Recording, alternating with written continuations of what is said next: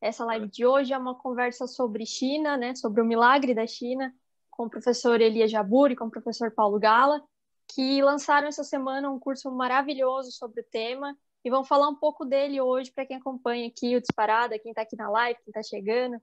Enfim, primeiro de tudo, eu queria avisar vocês que tem o link aqui na descrição da live para matrículas no curso.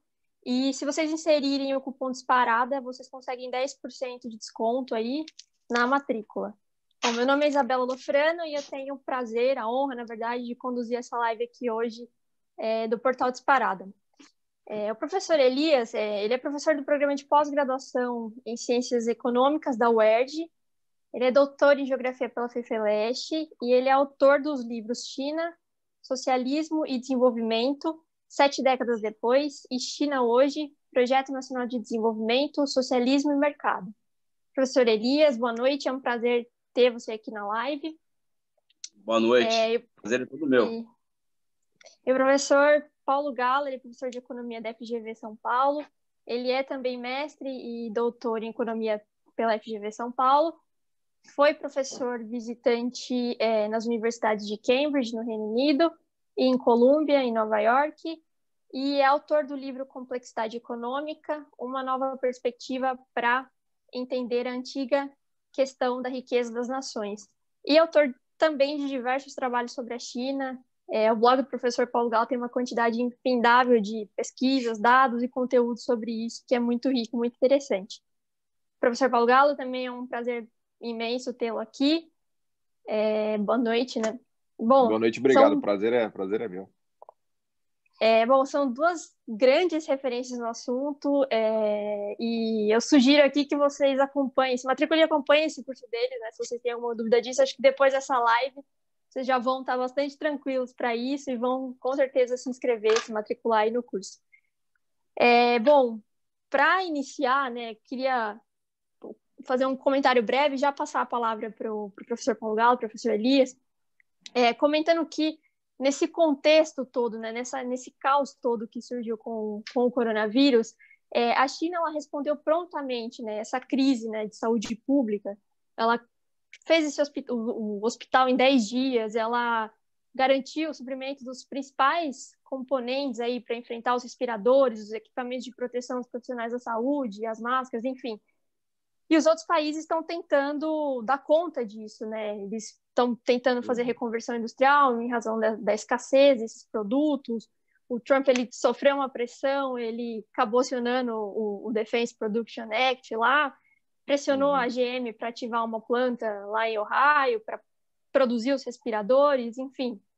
Aqui no Brasil mesmo surgiram algumas iniciativas individuais, como aquela da Tabata Ganga, que é incrível, mas, enfim, ainda são muito pouco, né? Porque não tem o poder estatal para poder fazer frente às necessidades que demandam numa crise dessa magnitude, né? Que nunca se experimentou antes. Enfim, o mundo não dando muito bem conta desse momento e a China, por outro lado, muito bem preparada para lidar com essa situação. Como é que essa construção de 50 anos, que é o recorte, né, do curso de vocês, contribuiu para isso? Como é que vocês enxergam essa construção para trazer para esse momento e ter essas respostas imediatas? E eu passo a palavra para vocês. Deixa eu começar respondendo, porque na verdade a minha resposta vai ser uma pergunta para o Elias também, em cima da sua pergunta. Vou me alavancar na sua pergunta para perguntar para ele também, porque assim, eu acho que duas vantagens que a China tem em relação ao mundo é que ela sempre teve no planejamento econômico, né, vamos dizer assim, o pilar, né, do desenvolvimento dela e o pilar do funcionamento da economia, né, como o Elias sempre diz. Não dá para você pensar a China sem pensar a ideia de planejamento econômico, né? Isso é uma coisa que está no DNA, está na raiz da China, né? E que é uma coisa que o mundo esqueceu, né? O mundo estava indo para uma direção muito liberal, né? E a ideia liberal é uma ideia de falta de planejamento, né? Que o próprio mercado resolve o planejamento, né? Que o mercado é capaz de se autocoordenar e se auto-articular, né? Numa visão mais liberal, não numa visão mais keynesiana. Numa visão keynesiana, o governo continua tendo um papel de articulação e de planejamento, né? Por isso que a visão keynesiana é mais próxima, né, um pensamento de economia de China, vai por assim dizer. Mas o mundo ele esqueceu um pouco essa ideia keynesiana e de articulação e de planejamento e esqueceu também a ideia, um pouco da ideia de indústria, né? Mais até os Estados Unidos, né? Porque eles meio que deixaram com a China a indústria e deixaram com a China o planejamento, né? E o que você mais precisaria ter agora, nesse momento de Covid, são essas duas coisas, né? Planejamento e indústria, né?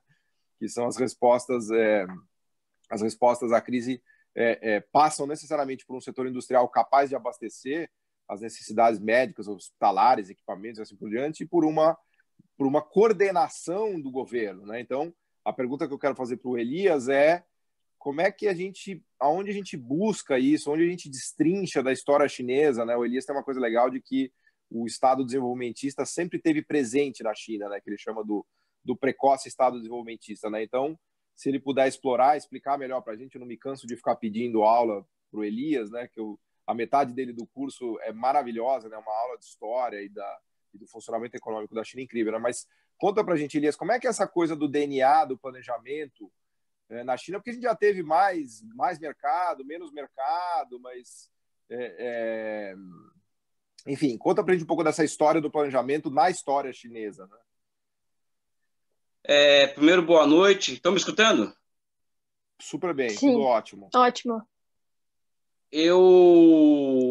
No meu doutorado, eu já tinha lançado um pouco essa questão de que o modo de produção asiático ele encontra sua contraparte histórica nos socialismos de mercado.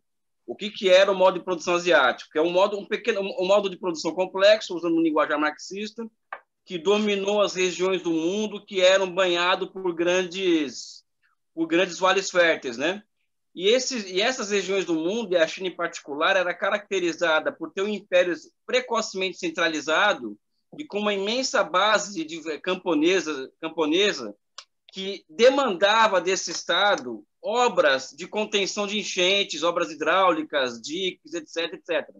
Então, a China já nasce como Estado desenvolvimentista porque o Estado chinês já nasce com a missão de responder essas demandas dessa base camponesa nesses vales férteis da China.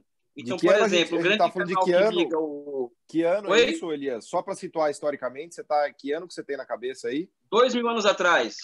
2.000 anos atrás. Eu pego aqui o grande canal que liga o Yangtze ao Rio Amarelo, por exemplo, né? Ou seja, 2.000 anos atrás, o Estado chinês... Foi construído.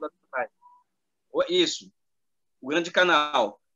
Tem a Muralha da China. Beijing, por exemplo, foi uma cidade planificada no ano 600 depois de Cristo. Ou seja, existe concurso público para selecionar os melhores quadros da sociedade para fins de trabalho no Estado, existe há 1.500 anos na China. Ou seja, o ato de administrar e planejar já é um ato, vamos dizer assim, precocemente incrustado no DNA chinês. É evidente que o fato do planejamento econômico, ou seja, eu costumo dizer que o planejamento econômico foi o grande fato do século XX. Ele nasce com a Revolução Russa, em 17, e com o conceito keynesiano, que é a sua contraparte no capitalismo, vamos dizer assim, né? A partir do New Deal, né? Então, o que a China coloca à disposição da sociedade hoje ela é um pouco, existe uma história por trás disso, que é o que nós contamos no curso, né? Mas também é a história, que o Paulo Gala conhece melhor do que eu, da construção do que eu chamo de capacidades estatais ao longo dos últimos 40, 50, 60 e até 70 anos, porque o poder político instalado na China hoje, ele foi instalado em 49, não em 78, né? Mas as capacidades estatais, ou seja, soberania monetária, grande braço produtivo estatal, grande braço financeiro estatal, capacidade de governança para enxergar além, vamos dizer assim, aliás, enxergar de forma antecipada os possíveis pontos de estrangulamento da economia, ou seja, tudo isso são capacidades, e o que o Keynes chamava de a capacidade de fazer a socialização do investimento, isso foi construído ao longo de 40 anos. Só uma pergunta, Elias. Um problemão desse... Só antes da gente chegar do Covid, que a gente vai falar, mas só aproveitando o gancho, como é que o 1949 virou esse tipo de pensamento na China, né? Aproveitando um pouco da sua sabedoria e erudição histórica, né? Qual foi a virada no pensamento ali na Revolução de 49, se você puder falar um pouquinho para a gente do que tinha antes e do que veio depois, com todas as críticas que a gente pode... Eu acho que a Revolução de 49 é o que eu chamo, Paulo, você sabe disso, a gente tem falado sobre isso em outras lives, ela não é somente uma revolução socialista no sentido lato sensu da palavra, ela é uma revolução de negação das leis das vantagens comparativas, ou seja, é uma revolução que leva ao poder um grupo político empenhado em desenvolver e planificar esse desenvolvimento, ou seja, as revoluções ocorreram no século XX, todas elas ocorreram pelo direito ao desenvolvimento e ao planejamento, né? Então, a Revolução de 49 é o grande marco político do que o Prebisch fala, dos arranjos políticos internos a cada país para a mudança no plano internacional das relações de periferia, né? O Ocampo fala muito disso também. Então, 49 é o quê? É a instalação do poder político, vamos dizer assim, que abre o relevo de ação política para chegar em 78 e falar, olha, vamos mudar o rumo aqui, porque até aqui não está dando muito certo, né? Mas a questão de... Como é que fica a questão da agricultura, da indústria, do investimento na parte industrial e das elites mais agrárias? Só explora um pouquinho isso para a gente, se você puder, aproveitando isso antes de 49?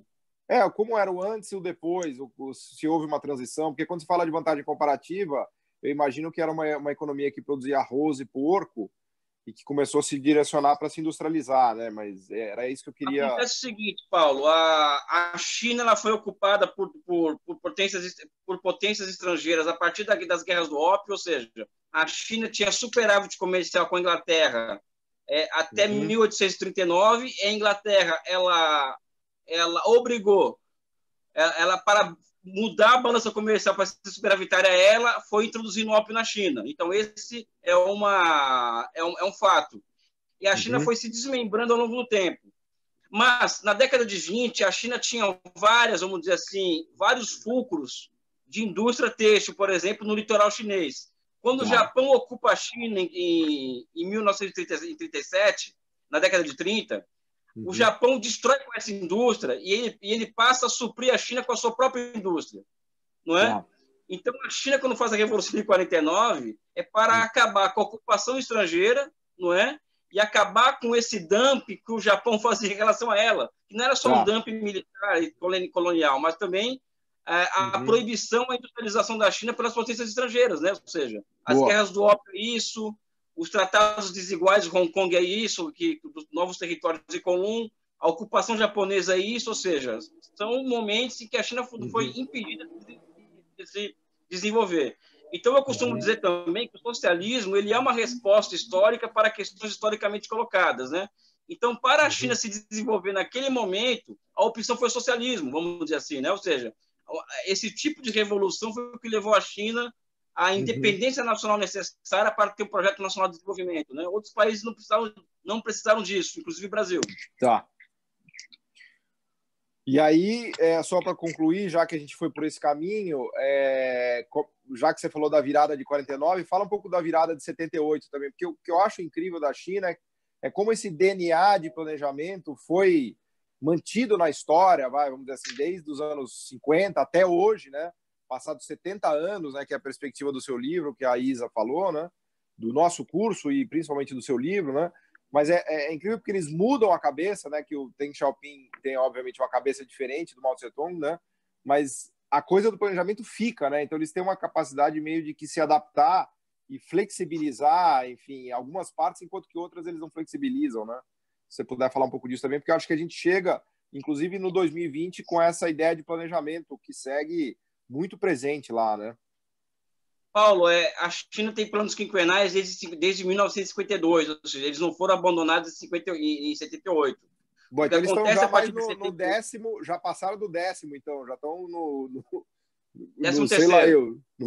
Estão no 13º mesmo. O que acontece é o seguinte, no curso, por exemplo, o que acontece, vamos falar do curso, né? No curso tem uma aula que eu falo sobre essa questão do seguinte, a transição. Porque nós aprendemos na escola que existem as economias, no ensino médio, que existem as economias, isso é da década de 90, viu, para os mais velhos, tá? Como eu, né? E o Paulo. Existem as economias centralmente planificadas. Fale por por você. Tá bom, por mim. Existem as economias centralmente planificadas, que são os países socialistas. E existem os países de livre mercado, que são os países capitalistas. Então, nós crescemos com esse binarismo na cabeça desde o ensino médio. Não, então, mas não é só... Desculpa te interromper, não é só ensino médio, não. Tem muito economista hoje de PhD no Brasil que está com essa cabeça de ensino médio ainda. Não, a questão é a seguinte, é que eu falo que, inclusive, muitos papers, por exemplo, tratam dessa forma. A China transitou de uma economia centralmente planificada para uma economia de mercado. Ou seja, é como se eles tivessem abandonado o planejamento em prol de uma economia de mercado. O que aconteceu é o seguinte, existe uma transição na China que começa em 78, de uma economia centralmente planificada para uma economia com planejamento compatível ao mercado, ou seja, é uma coisa muito mais sofisticada do que planejamento ao mercado, não. O que existe na China a partir de 78 é a construção de uma tipologia de planejamento que combina, por exemplo, empresas que elas obedecem aos planos do governo, ou seja, as grandes tarefas governamentais, mas para ela ser capaz de virar uma campeã mundial, como diz Paulo Gala, ela teve que se orientar ao mercado a partir de um tempo, ou seja, toda aquela estrutura antiga de indústrias extensivas, não orientadas ao mercado, ela teve que se voltar, vamos dizer assim, a suportar a concorrência, a ser orientado ao mercado. E é um processo que eu acho o processo mais rico das reformas econômicas, que é o quê? A fusão de milhares de empresas estatais, não é? Na década de 90, e se fundindo, formando 149 conglomerados empresariais estatais. No final da década de 90, é como se fosse 149 Petrobras, né? E mais recentemente, uma outra onda de fusões e aquisições levou a redução a 97 empresas estatais do tamanho da Petrobras na China. E as outras foram privadas, vamos dizer assim, das 150, 50 ficaram privadas mesmo, e essas outras 97 ou 100 continuam sendo estatais, é isso? Ou elas foram, elas engoliram, que deixaram de existir foram fundidas, não foram privatizadas, Entendi. né? Entendi. Houve privatização na China, mas não dessas empresas. Entendi. Houve privatização na China na década de 90, massiva, não foi pouca, mas não em cima dessas empresas, né? Ou seja, o Estado ele elevou sua capacidade de intervenção na economia a partir da montagem de um core industrial, como você chama, mas do ponto de vista quantitativo, o setor privado cresceu muito na China, né? Então, no curso a gente coloca que a China inaugura ciclos de inovações institucionais a partir de 78, que ao final de cada ciclo percebia-se o papel do Estado do ponto de vista qualitativo maior, ou seja, a socialização do investimento, a transformação do comércio exterior em bem público planificado de Estado, ao mesmo tempo que o setor privado aumentava de tamanho embaixo, né? Ou seja, a economia, um pouco, o processo de desenvolvimento é a história do papel do setor estatal e do setor privado ao longo do tempo, ou seja, qual papel um ou outro setor vai ocupar ao longo do tempo, ou seja, a história do processo de desenvolvimento é um pouco isso, a meu ver, e a China comprova isso, né? E o Paulo Gala mata a pau para falar disso. O que eu acho fantástico, o Elias e Isa também, é quando a gente assiste aquele filme A Fábrica Americana, né, que ganhou o Oscar de melhor documentário desse ano, né? Aliás, quem não assistiu, assista, porque o filme é realmente maravilhoso, né? Ele foi produzido pelo Obama, né? Depois no Netflix tem uma entrevistazinha lá de 10 minutos do Obama e da mulher dele, da Michelle, com os dois diretores, né, que fizeram toda a história e tal, né? E o que mais me impressionou no filme é a eficiência dos chineses, né? Porque você tem uma contraposição de um capitalismo decadente nos Estados Unidos, né? Os diretores, que, assim, só para recapitular a história de quem não assistiu o filme, vou dar um spoiler total aqui, tá? Mas são os chineses que compram uma fábrica, as antigas instalações da GM, numa cidadezinha em Ohio, que chama Dayton, onde se produzia carros, né? Mas eles compram os galpões, os armazéns, não é a GM em si, são as instalações para produzir vidros automotivos, né? E é uma empresa medium tech, nem é high tech, é uma empresa que faz vidro de carro, que é um negócio relativamente difícil, mas não tá longe de ser um negócio super sofisticado, mas eles são muito eficientes, né? E aí eles começam a contratar americanos, é um dos grandes, vamos dizer assim, movimentos de fábrica chinesa nos Estados Unidos, em Ohio, que é o coração manufatureiro americano, antigo coração, né? E o que me chama a atenção, Elias, é que você vê aqueles americanos classe média todos decadentes, obesos, Uhum. assim, os diretores vão para a China, eles estão tudo com a camisa barriga para fora. Aí na festa da firma eles cantam YMCA. É quase um bando de pateta, né? Numa empresa chinesa, você vê que os caras estão todos executivos ali, de gravatinha, todos orientados a resultados e a metas, né? E os chineses putos, porque os americanos não conseguem produzir, não são produtivos. E os americanos pedindo, pelo amor de Deus, para o sindicato tomar conta da empresa, né? Para eles se protegerem dos chineses, porque eles queriam a proteção do sindicato, alegando que os chineses eram muito agressivos na produtividade, na orientação ao lucro, na orientação capitalista, e ao mesmo tempo em que na China o sindicato é dono da empresa, né? O sindicato chinês ele tem cadeira na empresa, o Partido Comunista tem cadeira na empresa, no conselho. Então, eu acho que o filme é maravilhoso, né? Porque ele mostra todas essas contradições do sistema atual em que a gente vive, né? Em que o americano é a classe média decadente, de baixa produtividade, obeso, que ganha salário baixo, enquanto que o chinês é o que está na fronteira, com super eficiente, tecnologia, conquistando mercados, atingindo lucros, né? Automatizando toda a fábrica e não querendo contratar americano porque eles supostamente têm uma produtividade baixa, né? Então, eu acho incrível essa contradição do público e do privado, né, Elias? E, ao mesmo tempo, em que os americanos querem se defender usando o sindicato, lá na China é o contrário, né? Porque o sindicato é quase dono da empresa, né? Então, explica para a gente um pouco melhor como é essa governança, que é uma coisa que me intriga muito, né? Como é que você tem uma empresa na China que tem um dono que é o Estado, aí um pedaço é o sindicato, outro pedaço são ações que os executivos e os trabalhadores têm, aí tem uma pessoa do Partido Comunista que está no conselho. Como é que é a governança disso de verdade, assim, né? Quando as pessoas sentam no conselho da empresa, né? Isa, quer falar alguma coisa? Não, pode seguir, Elias. Acho que você vai. O Piketty fez uma pesquisa um tempo atrás, há 2 anos atrás, que foi uma bomba jogada no mundo aí, né? Em que ele coloca que a China, o Estado controla 30% dos fluxos de renda, né? E que é o mesmo nível que dos países capitalistas centrais, né, no Golden Age, vamos dizer assim, né? Então, eu conheci muitos especialistas que trabalham com China como eu, que dizem, olha, a China é um país capitalista porque, olha, é só 30% da renda que o Estado controla, o resto é privado. A questão é que o que acontece na China é que existem 2 níveis de controle na economia, né? Porque qualquer economia ela tem 2 níveis de controle, né? Sistema financeiro e imposto, né? No caso da China, esse setor privado, por exemplo, é regulado via imposto e via sistema financeiro que é estatal, né? Ou seja, a torneira do crédito vai e fecha ou desfecha a partir do gosto do governo chinês, ou seja, não é o banqueiro privado que decide o que vai ser o que não vai. O que eu estou querendo dizer com isso é que na China existe o controle direto do Estado sobre a economia, sobre essas empresas que eu coloco aí e o sistema financeiro, mas também existem formas de controle indireto que são espraiadas pela sociedade, pela economia, quer dizer, que são muito impressionantes. Uma delas é o setor privado no país, a partir de 2012, ou seja, é recente, passou a ter obrigatoriedade de ter um membro do Partido Comunista no conselho da empresa, né? Todas as empresas? Como é que é isso daí? Todas o tamanho empresas. De empresa? O único lugar do mundo que a Walmart tem que tolerar sindicato e Partido Comunista é na China. Não é? O que acontece? Mas só para te provocar, que eu adoro te provocar, na fábrica americana, o chinês não tolera sindicato na fábrica. Pelo menos naquele filme, no documentário, eles são muito claros. Ele fala a orientação que vem da China é que não haverá sindicalização aqui nos Estados Unidos, porque os sindicatos vão tirar a produtividade dos americanos. Então, a gente não quer sindicalização. Olha, Paulo, acho que a gente tem que ver o contexto desse filme o nome até é Fábrica Americana, é isso, né?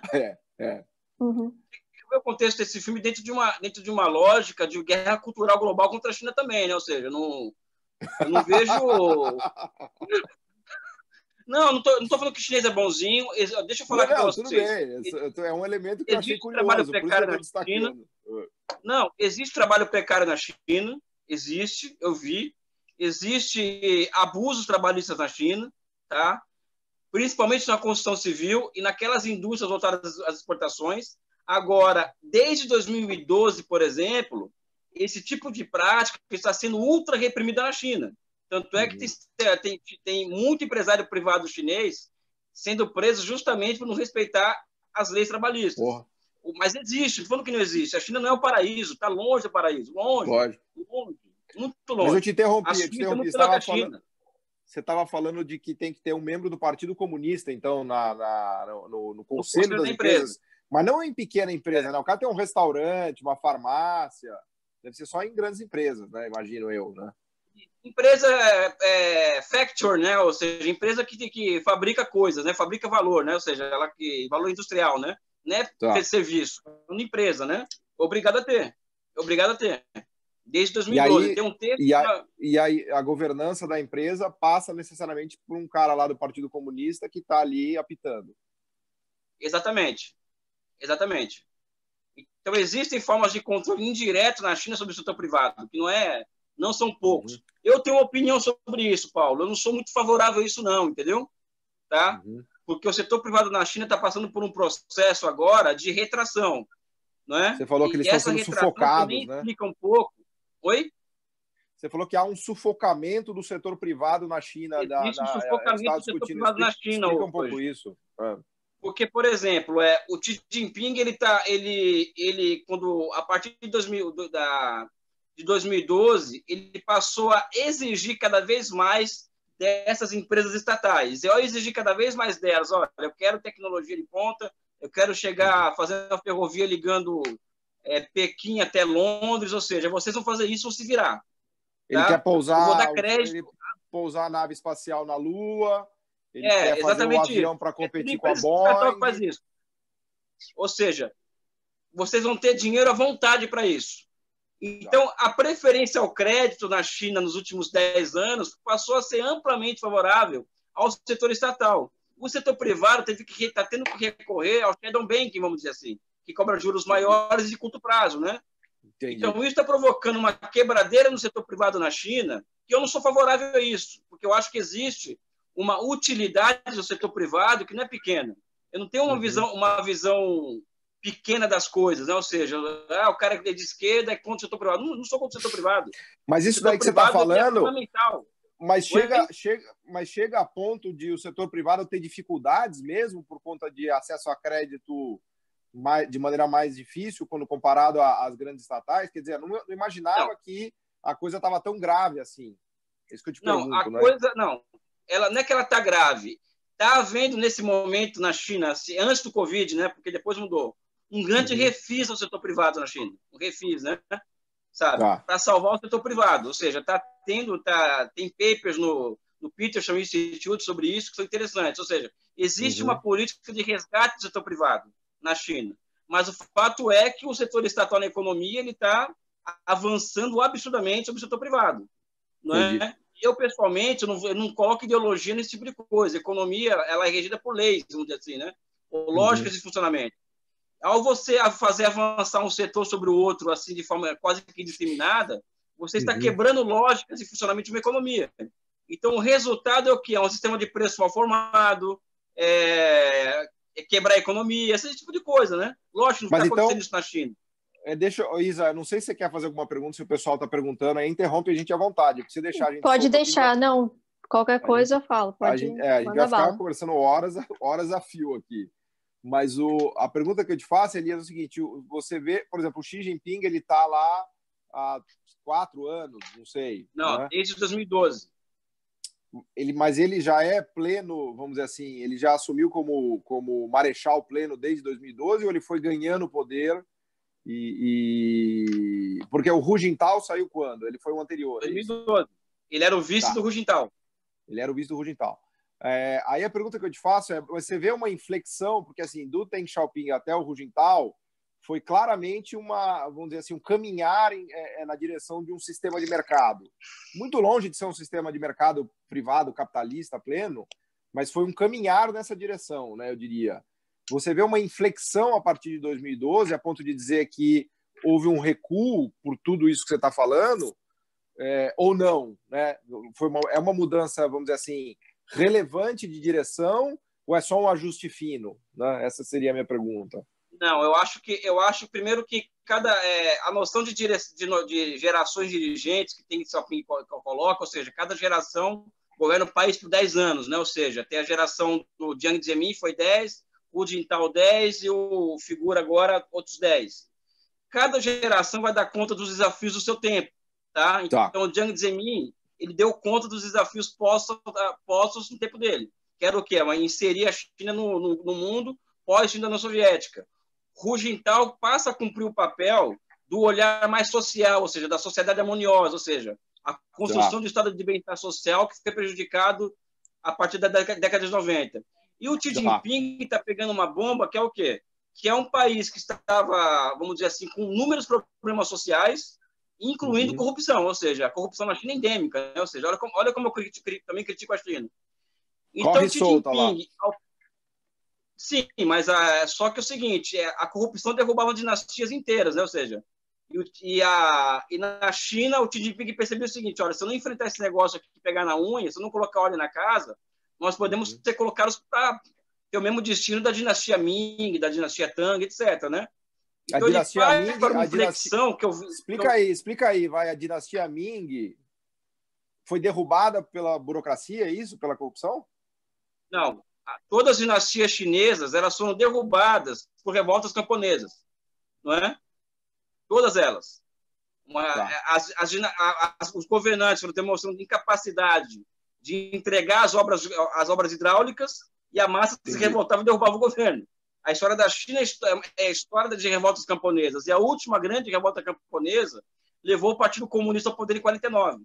Não é? E a grande fome do Mao Tse-tung também se enquadra nessa categoria? A questão da grande fome, eu discuti hoje à tarde isso, né? Não existe, ninguém demonstrou até hoje um dado. Teve fome, mas eu nunca li um paper científico sobre isso. É mesmo. Eu acho que isso é mais, assim, eu confesso minha ignorância, mas então isso é um slogan meio para detonar a China mesmo. Eu acho que existiu uma fome generalizada na China no final da década de 50. Eu tenho certeza disso, Elias.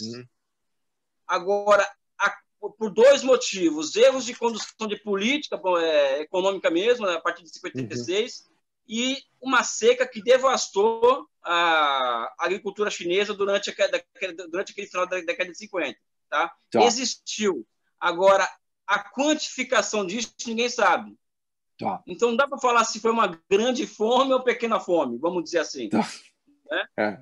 Essa que é a questão. Eu não estou defendendo a China, estou sendo científico. Não, claro, mas eu acho que é importante isso, porque quando a gente fala de China, e isso é obviamente agravado no Facebook Nomics, no YouTube Nomics e no Twitter Nomics, a gente tem uma visão completamente maniqueísta, né, de que é aquilo que a gente fala, né, não, a China é trabalho escravo e todo mundo come cachorro, né? Teve a grande fome do Mao Tse-tung, então por isso que eu até te fiz essa pergunta para explorar isso de uma maneira analítica mais aprofundada, né, que eu acho que é essa grande contribuição que você dá e que a gente passa no curso o tempo todo falando, mas muito mais você do que eu, até porque você, como eu brinco já, quando estava de fraldas, já estava com o livro da China na mão, né? Então, o que a gente precisa é, obviamente, ter essa visão de analista, de pessoas que estudam a China de verdade e não fiquem se baseando em maniqueísmo e visões polares, né? De que a China é comunista, os Estados Unidos é capitalista, ou a China come cachorro, a gente come boi. Ou então, enfim, por aí vai, né? Quer dizer, é uma visão muito limitada, né? As coisas são muito mais complexas, né? A China é ditadura e o Ocidente não é ditadura, né? Conforme você costuma muitas vezes colocar. E isso é uma coisa que eu fiquei fascinado, porque numa visão estereotipada, você fala, não, a China é ditadura, mas aí você começa a olhar com calma aquilo que você estava me explicando dos votos, que os deputados têm votos, sim, existe uma representatividade de fato na China, né, que é algo que a gente não imagina no Ocidente, né, ao mesmo tempo que você tem restrição, que você tem censura, enfim. Então, realmente uma realidade complexa, né, não é um negócio simplista, né? E não é com tudo que Paulo, vou deixar bem claro aqui, não é com tudo que eu vejo ali que eu concordo, entendeu? Eu não tenho, vamos dizer assim, eu não sou fanático religioso, eu vejo problemas muito sérios na China, que nós exploramos no curso. Houve, por exemplo, erros durante todo esse processo desde 49, que não foram poucos, até porque todo o processo social, até você dominar como funciona a coisa, é um tempo muito longo, ou seja, a planificação econômica, ela só foi possível na medida em que o homem conseguiu catalogar essa coisa da matriz no produto, ou seja, isso aí não é uma brincadeira, isso aí é uma construção que é muito difícil de ser feita, né? Enfim, aí você entende muito mais do que eu disse, né? Sabe uma coisa legal que a gente explorar, Elias? Obviamente, estou aproveitando aqui, enquanto a Isa não fizer pergunta, as pessoas não perguntarem, eu vou eu mesmo aproveitar para fazer minhas perguntas com o Elias, que eu não tive tempo de fazer todas ainda. Uma coisa legal de explorar é a China dos anos 90 contra o Brasil dos anos 90, né? Porque o Brasil dos anos 90, a gente conhece bem a história do FHC, né? Aquela história de abertura de tarifas que saem de 80% e vem para 15%, de sobrevalorização cambial absurda, de estabilização acima de tudo, como valor fundamental, aquele papinho das reformas, a taxa de juros a 40% ao ano, enfim, toda aquela desgraça que destabilizou a moeda, criou o real, que foi o grande mérito, mas a um custo de ter destruído o país, né? Então a gente ficou com um país destruído, mas com moeda estável e sem inflação, né?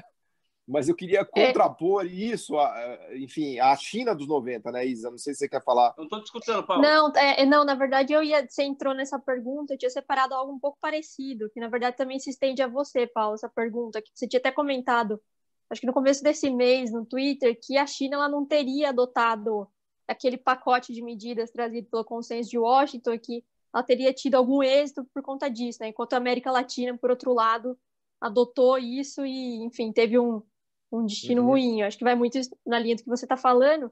E aí eu queria adicionar também para o Elias, se esse contexto, né, da América Latina, já mais uma questão para linha de geopolítica, né, quando se pensa, né, nas instabilidades provocadas na América Latina, né, se isso teria uma dificuldade maior, né, de enfrentar isso, tal qual como a China enfrentou. Queria ver um pouco a sua visão sobre isso, a visão de vocês dois, né, sobre esse contexto, já que você tocou no assunto dos anos 90. A gente está, eu não sei, Elias, você está ouvindo a gente agora ou não? Porque eu não sei se você ouviu a pergunta toda, então assim, vou refazer a sua pergunta e refazer a minha pergunta, aí eu dou para o Elias responder, que é quem a gente quer ouvir de verdade. Mas assim, o Brasil foi o melhor aluno do Consenso de Washington, tirou 10 com louvor, o FHC ia lá em Nova York, recebia glórias e a coroa do príncipe do mundo emergente, que finalmente recolocaria. Quando eu estava em Colômbia fazendo doutorado, o FHC foi lá em Colômbia, o pessoal ajoelhava para ele, punha tapete vermelho, era uma cerimônia assim, nababesca, né? Mas o fato Paulo. É que o Brasil foi assim, a glória do Consenso de Washington foi o Brasil. Ninguém seguiu melhor o Consenso de Washington na América Latina e talvez até no mundo, né? Foi 10 com louvor, foi o Brasil, né? Tanto é que eles estão tentando privatizar alguma coisa, até agora não conseguiram, passado um ano, por um motivo simples, porque não sobrou mais nada para privatizar, né? Eles estão varrendo, procurando em tudo que é lugar lá, mas não acham, porque se tirar a Petrobras, a Eletrobras e Banco do Brasil, tudo foi privatizado nos 90, né? Mas, enfim, eu estou fazendo essas piadas todas, mas... então, o Brasil fez, né? Ele privatizou, abriu a economia, baixou tarifas, o FHC derrapou um pouco porque teve déficit primário no primeiro FHC, no segundo FHC ele já virou para superávit, né? Enfim, fomos o melhor aluno do Consenso de Washington, deu tudo errado, a gente ficou com a renda per capita estagnada, deu no que deu, e a China foi o pior aluno do Consenso de Washington, disparado, tirou 0 em todas as provas, né? Foi reprovado por todos os professores de Washington, né? E ela está aí, né? Agora ela bate em Washington e Washington está com medo de perder para Beijing, né? Então eu acho que essa é uma lição legal da China. E vejam que a China fez isso se valendo do sistema de mercado e se catapultando em cima das empresas americanas e da tecnologia americana. Então não é que a China seguiu uma rota soviética no sentido de um planejamento burro. Ela fez um planejamento inteligente que tem destruição criativa, que tem inovação tecnológica, que tem empresas que batem nos americanos, né? Eu aprendi, Elias, finalmente, que a empresa chama Huawei. Huawei. A gente fez uma live ontem, porque eu passo o curso inteiro, o maldito curso inteiro, tentando descobrir se é Huawei e o diabo 4. Aí ontem, uma luz divina entrou no meu Instagram, aí a pessoa mandou: Paulo, está aqui esse link do YouTube mostrando como se pronuncia o nome das empresas chinesas. E a primeira empresa é a Huawei. Aí eu fiquei treinando, viu, Elias? 10 minutos. Huawei. Então, a Huawei vende mais celular do que a Apple, né? Ou seja, que nem é a divisão principal da Huawei, que é a divisão principal que é o 5G, né? Que é o 5G, equipamentos de comunicação e telecom, né? A parte de celulares é um subproduto, mas a Huawei vende mais celular do que a Apple. Então, com isso eu quero concluir e agora eu quero que o Elias, se ele puder explorar o que a China fez nos anos 90, que foi exatamente o contrário do Brasil, quanto mais detalhes ele puder dar, melhor em relação ao MC, dumping de patente, enfim, tudo isso daí que ele puder falar, mas o fato é que a China bateu nos Estados Unidos usando o próprio Estados Unidos, usando a globalização, usando os mercados e usando as empresas. Então, ela fez a famosa técnica do judô. Ela usou o próprio peso do adversário para dar um ippon nele, né? Que foi um movimento fantástico. Então, ela usou a economia de mercado, ou a parte, vamos dizer assim, inteligente da economia de mercado, para dar o ippon nos Estados Unidos, né? Enquanto que o Brasil ficou lá no jiu-jitsu, batendo no tatame durante 10 anos e apanhando, né? Mas se você puder, Elias, fala mais para a gente dos anos 90 na China, que eu acho que é uma experiência que a gente precisa entender melhor no Brasil, né?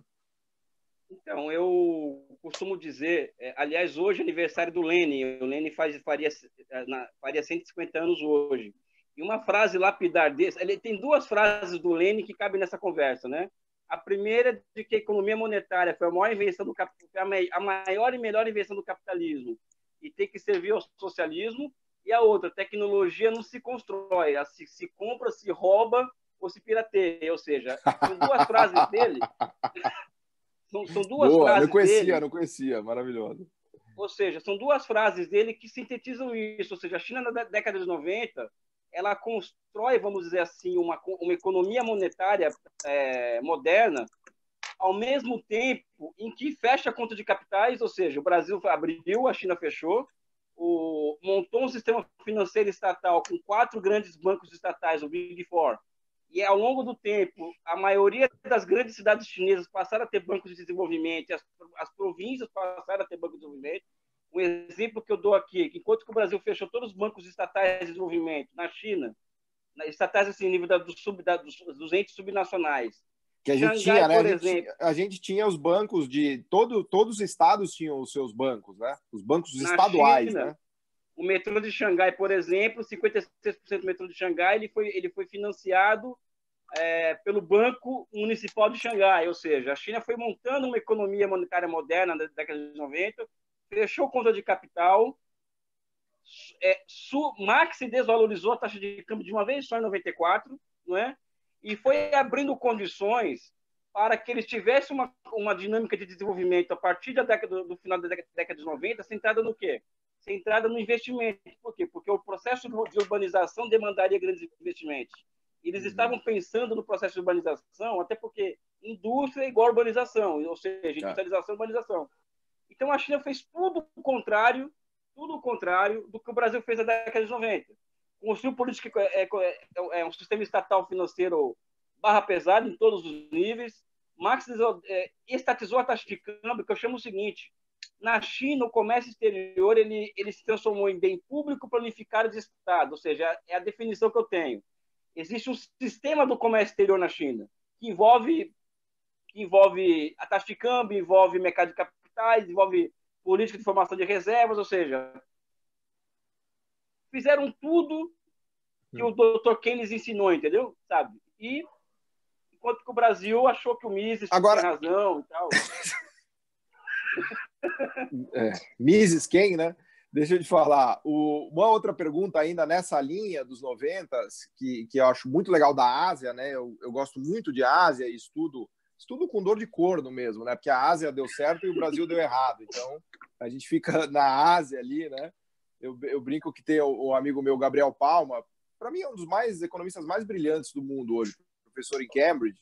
O Gabriel Palma é chileno, né? Ele é grande conhecedor enfim, de tudo. Ele escreveu o verbete lá do Cambridge History da parte de América Latina. Ele era professor de econometria em Cambridge, né? O cara, enfim, é um gênio.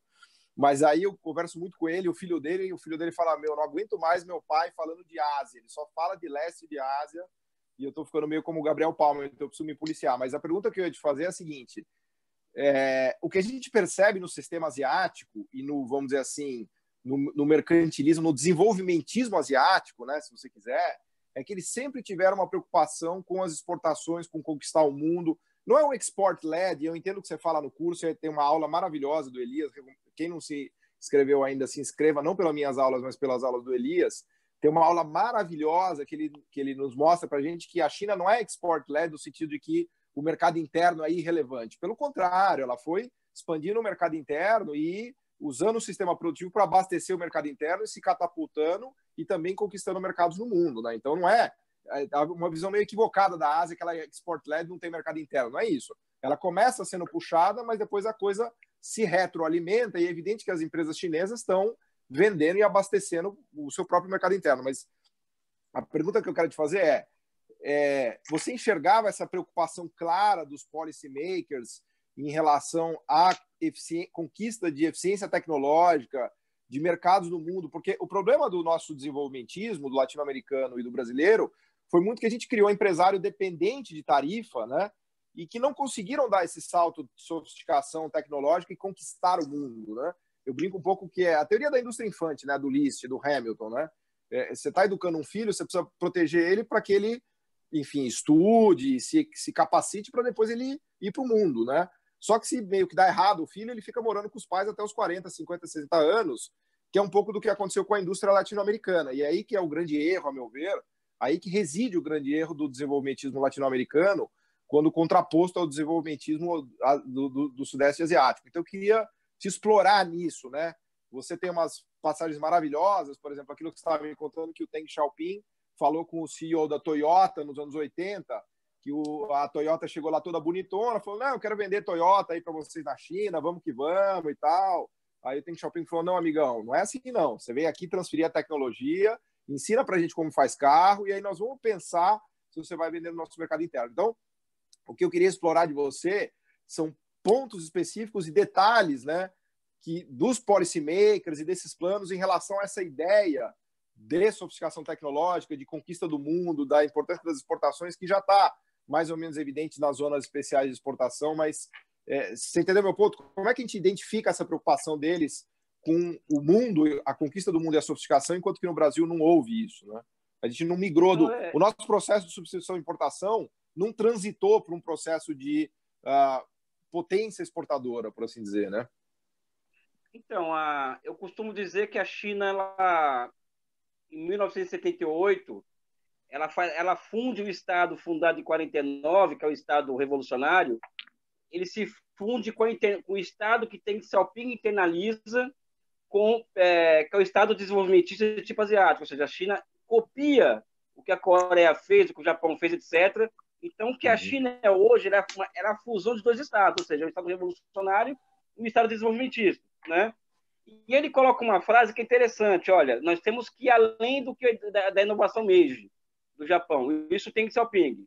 Porque como proletários, ou seja, o Partido Comunista, como proletários, podemos fazer mais e melhor do que eles. Ou seja, essas palavras são interessantes, né? Ou seja, ir além da inovação Meiji. E o que é ir além da inovação Meiji que você fala? Né? Fala um pouquinho o que seria isso. Para compreender essas questões que envolvem a fala dos chineses, tem sempre um recado muito subliminar, né? Ou seja, e além de uma industrialização baseada, por exemplo, tutelada pelos Estados Unidos, né? Ou seja, sabe? Ou seja, para não falar isso de forma direta, falar isso, olha, não nos... Entendi. Então, o que acontece? Eles chegaram num ponto espetacular no Japão, só que podemos e devemos fazer mais do que eles. O que eu vejo, Paulo, é o seguinte, eu tenho a sorte de conhecer muitos economistas chineses que trabalham diretamente com os caras que mandam no país. Eu conheço alguns.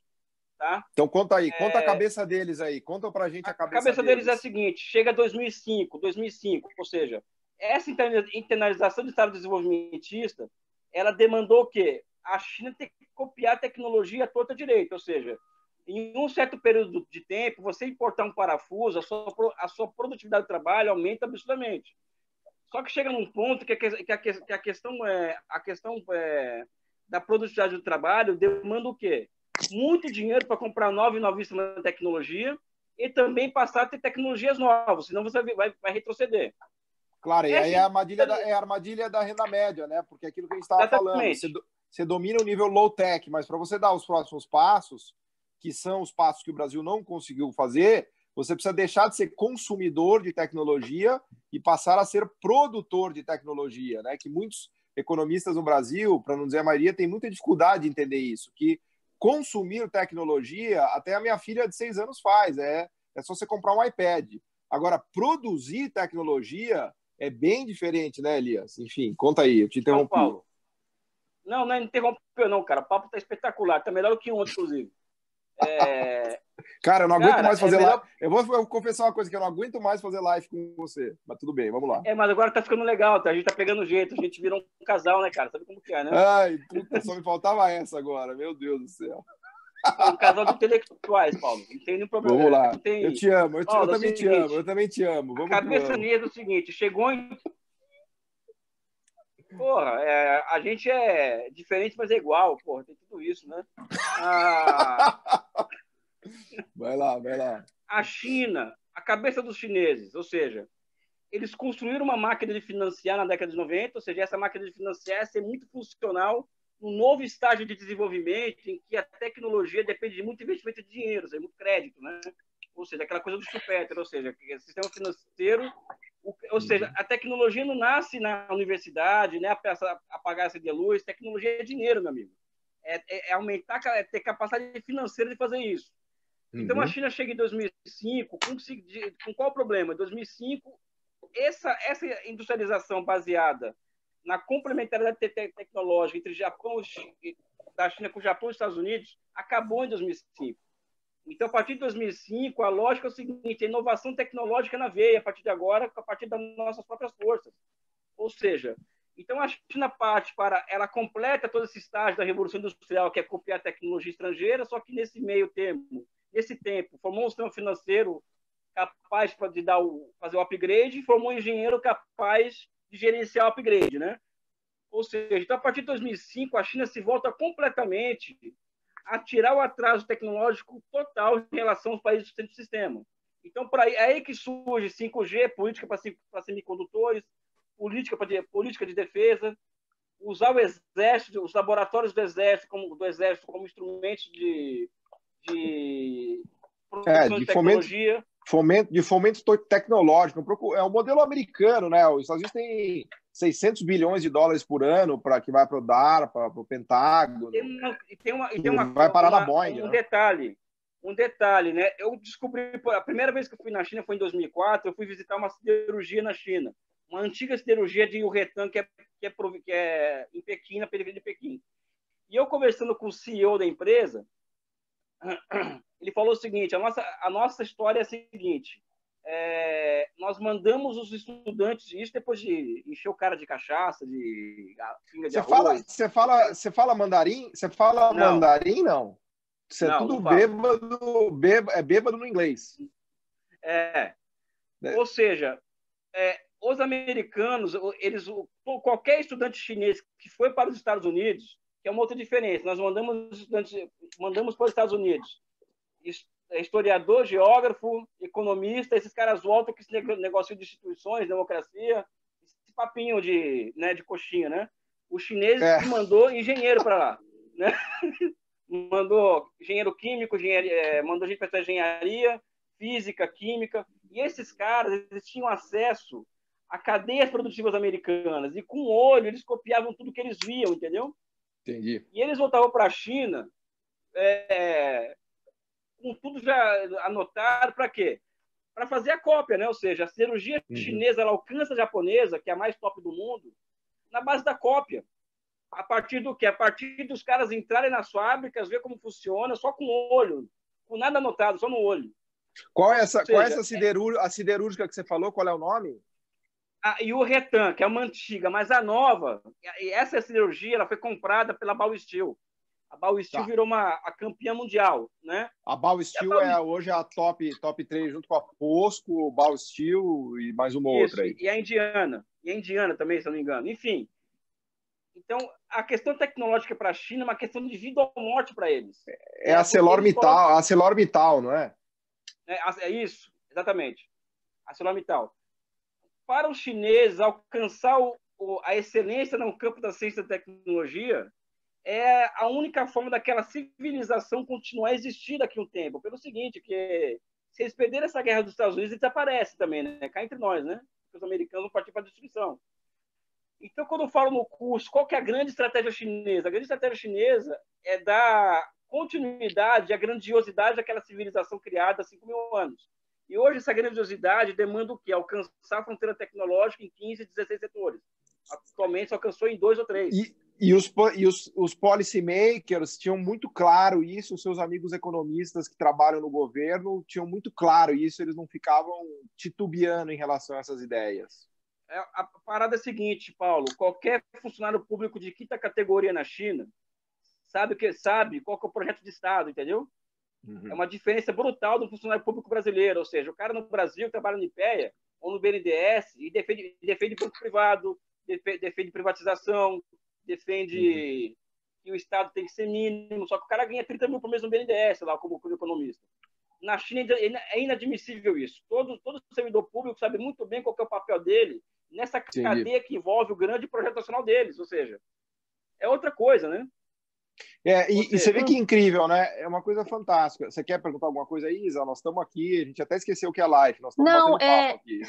Não, mas é mais nessa ideia mesmo de bate-papo. Não, eu só ia aproveitar o papo, que está falando de tecnologia, enfim, que o Elias comentou que foi a partir de 2005, enfim, e eu acho que um dos segmentos é o de aviação, né, que até o Paulo tem alguns posts no blog sobre a Comac, né, e aí me veio, né, a ideia, a lembrança, né, de que a justificativa da joint venture da Embraer com a Boeing, né, que a gente nem sabe se vai ser mantida mais, enfim, por conta da situação da Boeing, foi que ela teria dificuldade de sobreviver nesse mercado, enfim. Mas o fato é que a Comac surgiu em 2008, ou seja, ela nem é tão antiga, ela teve um investimento pesado. E a minha pergunta para vocês, aí, o comentário de vocês, diante disso, faz sentido essa justificativa da Embraer ter sido vendida com base nisso, sendo que uma empresa muito mais recente teve um investimento, conseguiu se colocar no mercado aí muito bem, né, estremeceu aí as relações da Boeing com a Airbus, enfim, é outro segmento, né, porque acho que o da Embraer é os jatos regionais, né, que foi cedido aí essa joint venture, que foi uma aquisição, na verdade. Como vocês enxergam isso, né? Dava para a gente ter mantido isso e ter essa ideia mais um pouco da chinesa, assim, de ver isso como estratégico, né, uma das poucas empresas com alguma tecnologia que sobrou, né, no Brasil. O que vocês veem disso? Deixa eu me alavancar na sua pergunta para também reperguntar a mesma coisa para o Elias, né, de maneira repetitiva, mas concordando com o que você falou, né, que obviamente foi um erro bizarro do Brasil, mas de novo aproveitando para aproveitar a ilustre e magnânima presença do Elias aqui no conhecimento de China dele, para explorar essa coisa das multinacionais, né, porque acho que aí a multinacional é a operacionalização dessa ideia dos tipos de inserção que se pode fazer, né? Então, obviamente que no Brasil o caminho escolhido foi aquele de que venha multinacional, nos desenvolva, né? Que é o equivalente de você pedir para o leão comer alface. Leão, por favor, coma alface, né? O leão vai falar, porra, eu sou leão, cacete, eu não vou comer alface. Então... É evidente que uma multinacional, seja qual for a nacionalidade dela, jamais vai ajudar um concorrente. Ela vai engolir o concorrente. Por isso que ela é um leão, né? Seja uma multinacional chinesa, indiana, americana, o que quer que seja. A gente tem milhares de exemplos, né? Eu costumo brincar que aqui no condado da Faria Lima, onde eu estou, exatamente aqui no meu ponto de resistência, conheço várias pessoas que ficaram milionárias porque passaram a vida vendendo empresas promissoras brasileiras para multinacionais. Ganharam milhões e milhões. Ele é paredão na China. Então, e o sonho do empresário brasileiro também é se vender para uma multinacional. Não existe glória maior do que você fazer uma empresa legal e vender para uma multinacional, pegar uma grana e ir embora. Então, não só, vamos dizer assim, os brasileiros fazem isso, obviamente, de novo, o brasileiro também é leão, ele vai ganhar dinheiro, ele vende a empresa, põe a grana no banco e fica tranquilo. Mas o ponto é, vou tentar readquirir a seriedade, não vou conseguir. Mas o ponto é, e tem inclusive o caso, né, que eu trato um pouco disso no meu livro novo com o André Roncalha, que é o Brasil, uma economia que não aprende. Quem quebrou a Gurgel foram as multinacionais, não foi a Gurgel que quebrou sozinha.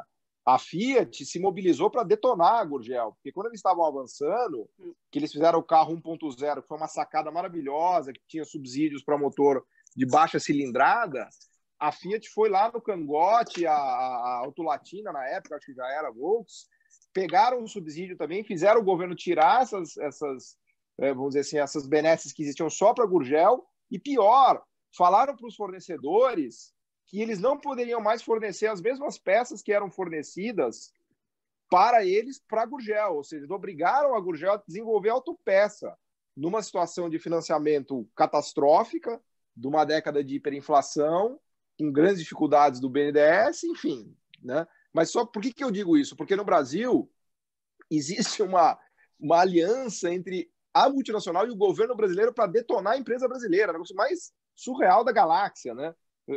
O governo brasileiro ele dá subsídio para a empresa americana misturar xarope com açúcar na Zona Franca de Manaus e vender para o resto do país.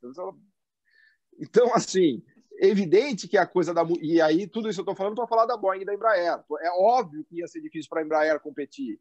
Não brinca, você vai me contar que é fácil para a Embraer competir com a Boeing e com a Airbus. Você vai me falar que é difícil. Puxa vida, estou chocado com essa ideia. Pô, é evidente, você tem um duopólio no mundo, os caras controlam 95% do mercado mundial de avião, de todos os tamanhos, e aí você vai falar qual é a chance de uma empresa brasileira prosperar nisso. Eu vou te falar, a chance é praticamente nenhuma. A única chance que ela teve, inclusive, foi porque o BNDES não deixou ela quebrar, e mal ou bem ela teve muito auxílio do governo, orçamento militar, desenvolveu esse KC-390, que foi um baita projeto. Mas o que eu quero dizer com isso? Na China, Elias, agora esse inclusive, está vinculado, né, também com uma nova joint venture entre elas, o KC-390. Exato, que é o Millennium, né, que acabou virando Boeing Millennium, né?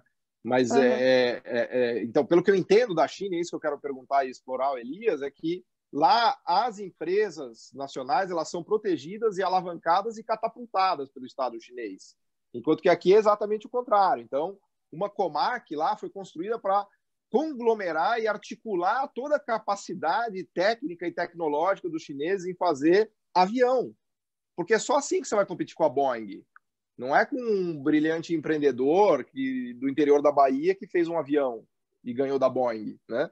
Ou seja, é uma visão muito distinta em relação ao papel da multinacional. Eu não quero dizer com isso, eu não sou contra a multinacional. Meu problema é assim, até eu brinco com um amigo meu. Eu queria ter uma multinacional para chamar de minha, né? O nosso problema é que a gente não desenvolveu as nossas multinacionais. Porque a gente acabou de falar aqui de aço, a gente tem a Baosteel, a ArcelorMittal, que já é praticamente da Índia, e a POSCO. Veja a raiva do Trump, né? Você tem 3 siderúrgicas poderosíssimas que foram desenvolvidas na Ásia, que batem de frente com a siderurgia americana, já praticamente massacraram a siderurgia americana, né? Enfim, e é a coisa dos campeões internacionais que foram criados na Ásia. Mas, enfim, eu tergiversei aqui, voltando para o Elias. O papel da multinacional no desenvolvimento da China, Elias, conta para gente, qual foi? Da multinacional estrangeira que foi lá ou a chinesa que sai para fora? Não, da estrangeira que foi lá.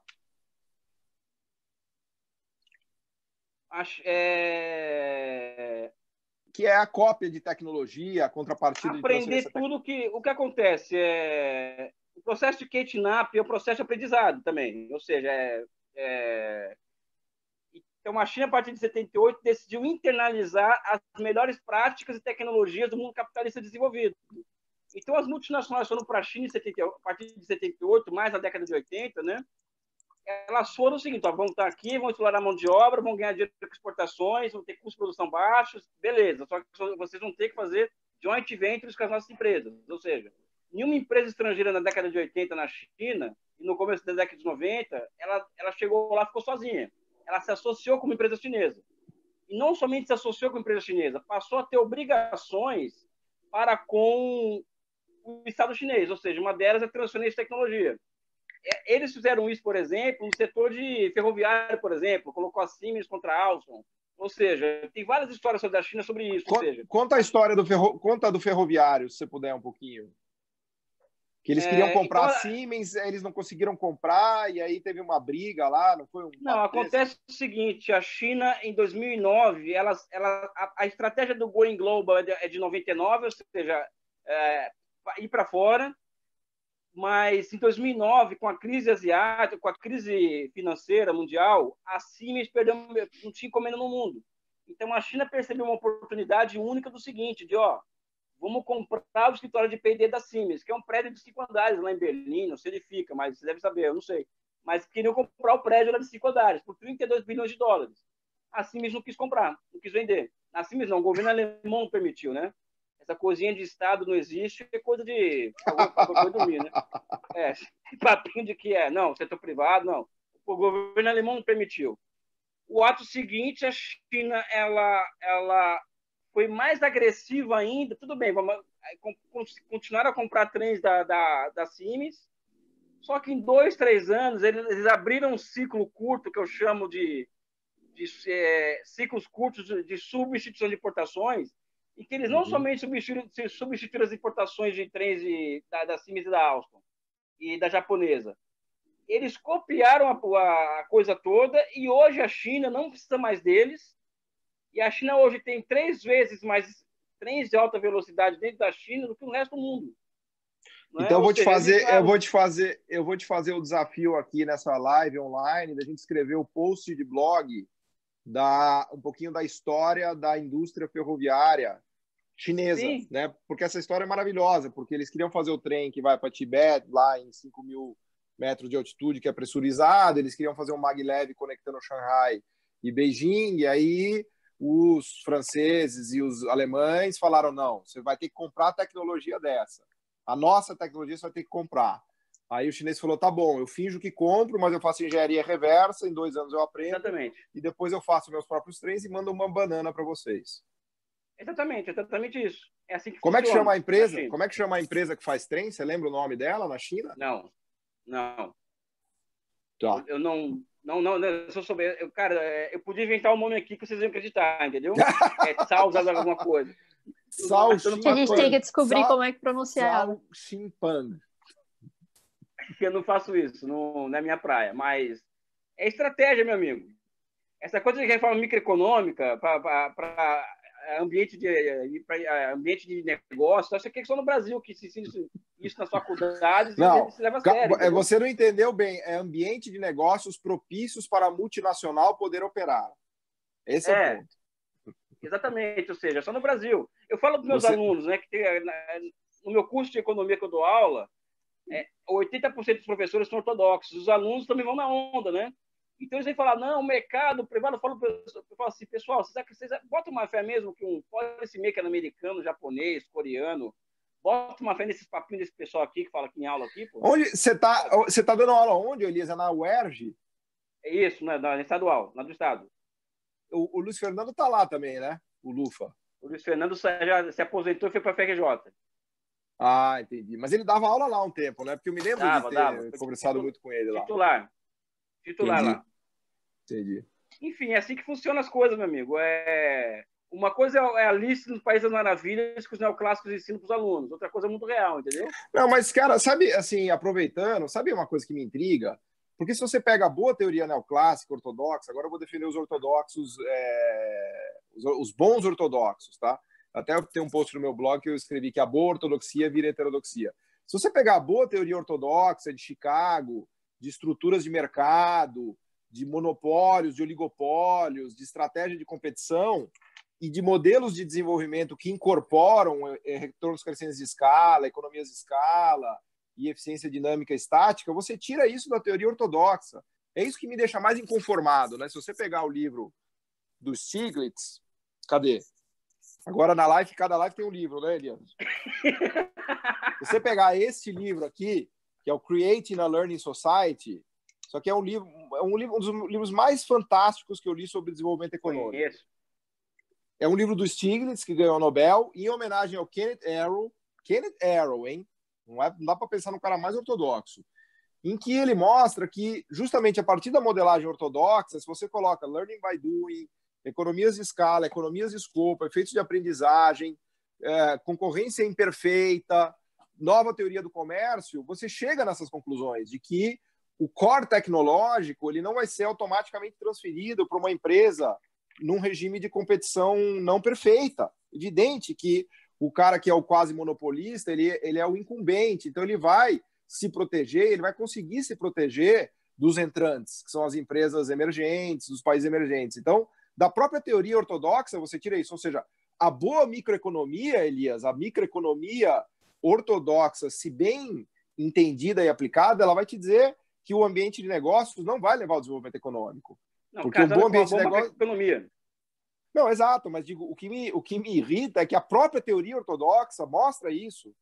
Quer dizer, os caras nem a própria teoria deles conhecem, né? Porque se você pegar a boa microeconomia de Chicago, né, com o Stigler, né, que desenvolve toda essa discussão de concorrência imperfeita, claro que ele para, porque uma hora ele fala, putz, isso aqui vai dar merda. Então ele para um pouco, né? Mas dali mesmo você tira isso, né? E a Isa é advogada, sabe melhor do que eu. Você pega essas estruturas todas concentradas, porra, é evidente que os monopolistas concentram, é evidente que as multinacionais são concentradoras, monopolistas, né? E é evidente que é difícil para um coitado de uma empresa brasileira furar nisso, esse mercado. É muito melhor se vender para o concorrente, né? É da lógica do sistema, né? O Brasil, os nossos ortodoxos, eles não se contentam de ser ortodoxos, tem que ser reacionário também, é uma coisa que é muito impressionante. O Brasil ele não tem uma ortodoxia progressista, ou seja, é uma coisa que me impressiona, nós não temos, ao contrário dos Estados Unidos, nós não temos uma ortodoxia. É verdade. Se você pegar o próprio Stiglitz, ou Krugman, ou Blanchard, que é um francês, mas eles são progressistas, né? Se você pegar um Bernanke, né? Ou Yellen, porra, pega Yellen. Yellen estava na presidência do Banco Central, doutorado por Yale, uma das alunas mais brilhantes da história americana de economia recente, e ela estava lá falando de desigualdade. Porra, você pega essa, vamos dizer assim, essa trupe de grandes economistas ortodoxos americanos, eles são todos progressistas, né? Pelo menos a turma da macroeconomia. Né? O Brasil, eles se dizem, né? Mas é meio complicado. Né? Não, o Brasil é impressionante, porque os que estão chegando à realidade quer salvar o capitalismo, que é a Mônica De Bolle, que é Armínio Fraga, que é... Agora tem outros que, para mim, são sabotadores comunistas, tipo Marcos Lisboa, Samuel Pessoa. Ou seja, os caras são... porque o que eles querem é criar um clima de caos total para criar condições para a Revolução Comunista, né? Porque é só isso que pode estar na cabeça deles, pô, entendeu? Mas, enfim, eu acho que é uma loucura. Eu acho que o caso da China é maravilhoso, porque ele mostra como você pode usar um instrumento de mercado, né, com planejamento, com inteligência e com articulação, para se tornar uma potência produtiva, né? Porque no final do dia, isso que eu exploro muito nas minhas aulas, no curso, né, Elias? A coisa que eu mais gosto da China é o sucesso capitalista da China, né? A gente sabe que a China não é capitalista, mas o sucesso empresarial dela, né? Você vai comprar um ar-condicionado hoje, o seu ar-condicionado é M-Ideia. Você vai comprar o liquidificador, a geladeira, é chinesa. Você vai comprar o celular, já você está com a Xiaomi, não é Xiaomi, hein? É Xiaomi, estava lá nas 5 empresas. É Huawei, Xiaomi, a Tencent eu não me arrisco a falar, porque é impronunciável em chinês como você fala Tencent, né? É outra palavra por completo, mas a Xiaomi, né, que é a 4ª do mundo já, ela está na cola ali para passar a Apple, né? Então você vai ter, já você vai ter um carro chinês. Os carros chineses estão crescendo com uma velocidade incrível. Você pega os carros elétricos da China, eles são fantásticos. Assim, as novas marcas são marcas locais, né? Você pega a Great Wall Motors, que é até meio curioso o nome, né? O carro da muralha da China, né? Chama Great Wall Motors. Os SUV deles estão conquistando a Europa já. Então, essa que é a beleza, né? Então você vai ter o celular chinês, seu ar-condicionado chinês, sua televisão bobear, já tem uma briga aí também, né? A Samsung já está saindo da coisa dos celulares porque ela não está aguentando a competição com as companhias de smartphone da China. O seu 5G vai ser todo feito com telecom e com antenas e rádios, equipamentos da Huawei, né? Então a China mostrou para o Ocidente como o Ocidente deveria ter feito, né? Isso é que é uma coisa incrível, né? Com certeza. Tem pergunta dos leitores aí? Tem, exatamente, vou fazer agora, passar para vocês. Estão perguntando aqui pedindo para dizer como é que funciona o sistema financeiro chinês. E, em complemento, já perguntaram da importância da política cambial para o desenvolvimento da China. Se vocês puderem falar, comentar essas duas perguntas.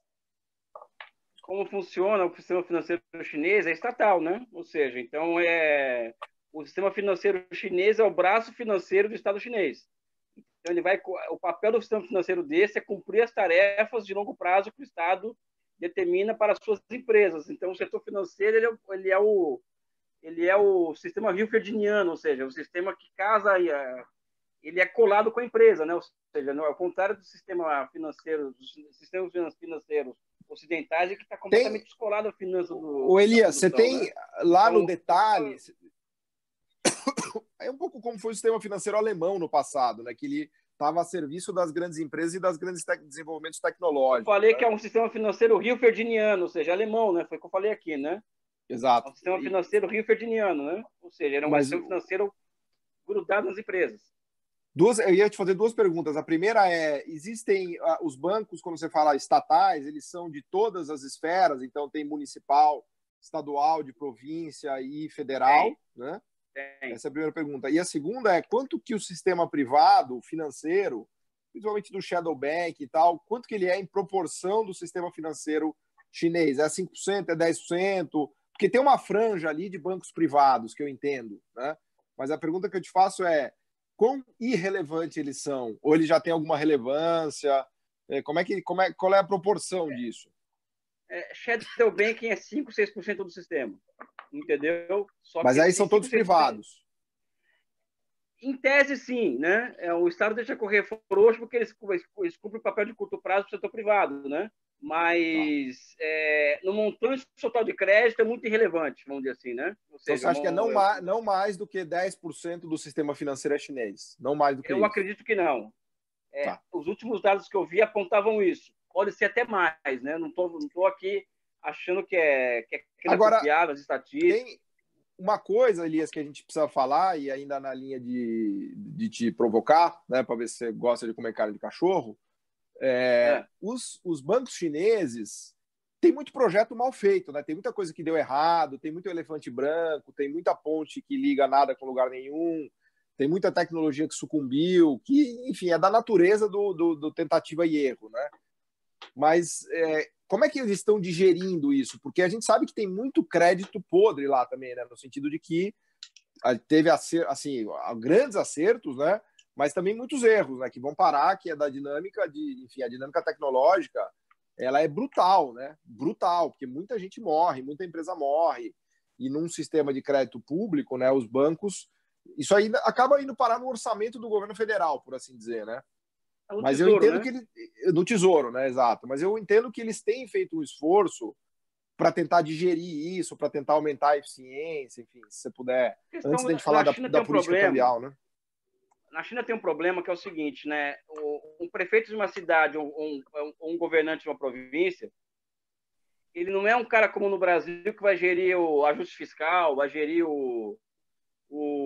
a folha de pagamento, que é o papel do governador no Brasil é exatamente esse, ou seja, na China o cara ele é um gerente do projeto do processo de desenvolvimento. Tá. E a carreira dele está completamente ligada a isso, né? Ou seja, então o que acontece? Ele acaba usando o seu sistema financeiro ou o sistema financeiro público do federal, vamos dizer assim, lá na federação, outra coisa, para fins próprios, né? Ou seja, fins próprios no sentido de, olha, quero desenvolver isso aqui, quanto mais projeto eu demonstrar e tal, eu vou ter um fim bonito, ou seja, então uma cidade de 1 milhão de habitantes, 500 mil habitantes, com linha de metrô para cacete, ninguém anda no metrô, ou seja, existe isso na China. Tá? As cidades fantasmas, né? Aquela coisa das cidades fantasmas. Exatamente, ou seja, então é um sistema que vai demonstrando também o esgotamento também, esse sistema, né? Agora, com relação ao sistema financeiro, eu não acredito, eu não conheço nenhum banco público que quebrou na história, entendeu? Então, eu não vejo esse como um grande problema, os créditos podres e tal, né? Aliás, eu não entendo tanto disso quanto você. Tem o custo fiscal, né? Que, na verdade, no final do dia, alguém paga essa conta. Quem paga essa conta é o Tesouro e é um custo que o Tesouro incorre nesse custo. A questão é que, quando você faz uma análise de custo-benefício, me parece, pelo menos da ótica dos chineses, que eles estão achando que é muito mais vantajoso ter um sistema desses que tornou eles a maior economia do mundo e provavelmente a mais eficiente do ponto de vista tecnológico produtivo, né? Há um custo fiscal grande, claro que teve custo fiscal, né? Não há dúvidas, né? A vida é dura, meu amigo. Exato, né? Isso é um pouco do Danny Roderick fala muito disso, né? Ele fala, olha, a política industrial ela vai ter muito erro, vai ter muito fracasso, né? É como investimento de fundo de private equity, né? O private equity, eu sou do mercado, eu conheço bem. Private equity, assim, o cara faz 10 investimentos, 8 são uma cagada geral, quebra, perde tudo, dá tudo errado. Tem um que é mais ou menos. Agora tem um que quando o cara acerta, ele explode. Esse que ele acertou compensa de longe tudo que ele errou, né? É um investimento, pega uma XP da vida, né? O cara de private equity, ele investiu em 10 coisas, 9 deu errado, só que uma foi a XP. Então o negócio explodiu. Então o Danny Roderick, ele tem um ponto interessante, que ele fala, olha, a política industrial, ela funciona meio como lógica de private equity, né? Você vai errar. Se você não está errando, é sinal de que você não está fazendo nada. Então você vai errar, é do processo. Agora, se você só errar também, tipo América Latina e Brasil, também é uma evidência de que alguma cagada você está fazendo, porque, né, você precisa... A gente teve, por exemplo, a Embraer foi um baita acerto da política industrial brasileira, né? E na China a gente tem casos aí o China 2025, né, que a gente nem falou, Elias, mas no curso a gente explora bastante, né? Eu tenho uma aula que eu exploro essa discussão do China 2025, que são aqueles 15 setores estratégicos, né? Mas, enfim, a gente não falou da política cambial. Fala você um pouco do câmbio aí, Elias, que eu não aguento mais falar de câmbio, cara. Eu acho o seguinte, nós aprendemos em economia do desenvolvimento que existe uma simetria centro-periferia, ou seja, existe uma tendência à deterioração dos termos de troca, né? Então, a industrialização seria o processo pelo qual essa assimetria seria superada. Agora, existem instrumentos macroeconômicos que facilitam ou não esse papel. O instrumento macroeconômico utilizado para enfrentar essa questão externa, ou seja, essa restrição externa, é a taxa de câmbio, tá? Ou seja, a relação do país com o outro, ou seja, como que eu posso manipular o outro de forma que eu não me ferre no final, ou seja, vou usar a taxa de câmbio a meu favor, tá? Então, a taxa de câmbio, por exemplo, um dia me perguntaram numa palestra só de gente de old school comunista, o Paulo, Elias, o que você... old school, não é socialista de mercado, não, é old school, modelo soviético. Você, eu já vi que você é meio socialista yuppie, assim, um socialista meio da moda, né? Essa galera é old school, né? Não, eu sou no ideológico, eu sou marxista-leninista. Você eu vi que é um socialista moderninho, mas tudo bem, vamos lá. Não sou. Eu acredito em tudo aquilo que falam que é feio, eu acredito naquilo. Marx, Lenin, Engels, eu acredito nisso daí. Tudo que falam que é feio, né? Eu acredito nisso. Agora, eu acho que o mundo, o marxismo ele é uma ciência viva justamente porque ele não é um dogma, né? Senão, pô, não... Claro. Então, ou seja, eu não vou trocar um Deus por outro, pô. Eu não acredito em Deus. Então vou trocar aliás, você está falando isso daí, desculpa eu te interromper, porque eu quero ouvir a resposta do que você respondeu para o marxista old school na pergunta que ele fez. Depois eu quero te fazer outra pergunta em relação a isso, mas antes disso, eu quero fazer uma referência ao glorioso Nietzsche, já que você falou nisso, né? Que é exatamente o ponto do Nietzsche no Crepúsculo dos Ídolos, né? O que fala Nietzsche no Crepúsculo dos Ídolos? Né? Que me faz lembrar um pouco daquela música do Cazuza, né? Meus heróis morreram de overdose, né? Então, no Crepúsculo dos Ídolos, ele fala o seguinte: vocês, cientistas, mataram Deus, só que vocês ficaram com medo e endeusaram a ciência. Então, na verdade, vocês se comportam como religiosos, porque vocês não são cientistas, vocês são religiosos de uma outra religião que vocês chamam de ciência, né? Então, olha a sacanagem do Nietzsche e olha como ele está correto, né? Porque é a mesma coisa que você falou, não adianta você, vamos dizer assim, endeusar algo. A partir do momento que você endeusou alguma coisa na sua vida, você deixou de ter uma cabeça crítica, né? Por assim dizer. Porque eu acho, então o que me perguntaram? Eu fui falar da China e tal, e me perguntaram o seguinte: o que você estatizaria primeiro? Chegamos ao poder hoje. Qual que é o primeiro setor a ser estatizado, né? Eu falo, primeiro é o meu comércio exterior. Acho que o primeiro setor a ser estatizado é o comércio exterior, porque eu vou ter condições de regular minha relação com o mundo. E a partir dessa regulação, eu vou usar essa regulação a favor dos meus interesses. Então, a taxa mas o que você chama de estatização seria fechar a conta capital, deixar o câmbio desvalorizado, não estatizar empresas propriamente ditas, só para entender. Eu acho que você não precisa estatizar a torta direito, não, entendeu? Você tem que estatizar, sob o meu ponto de vista, o setor, por exemplo, de máquina que produz máquina, porque a partir daqui você evita crise de superprodução, se você estatiza esse setor. No Brasil, na verdade, no Brasil você não vai ter esse problema porque elas nem existem mais, então você vai criar uma do zero, né? Você não vai ter nem conflito, né? Porque aqui já é meio tábua rasa, né? Não, é exatamente isso, Paulo. Então, é comércio exterior. Então, você estatiza, planifica e torna um bem público. Ou seja, você tira economista para cuidar disso, para cuidar disso a gente faz grande política, ou seja, vai usar os economistas para calcular qual que é a taxa de câmbio de equilíbrio industrial. Ponto. Entendeu?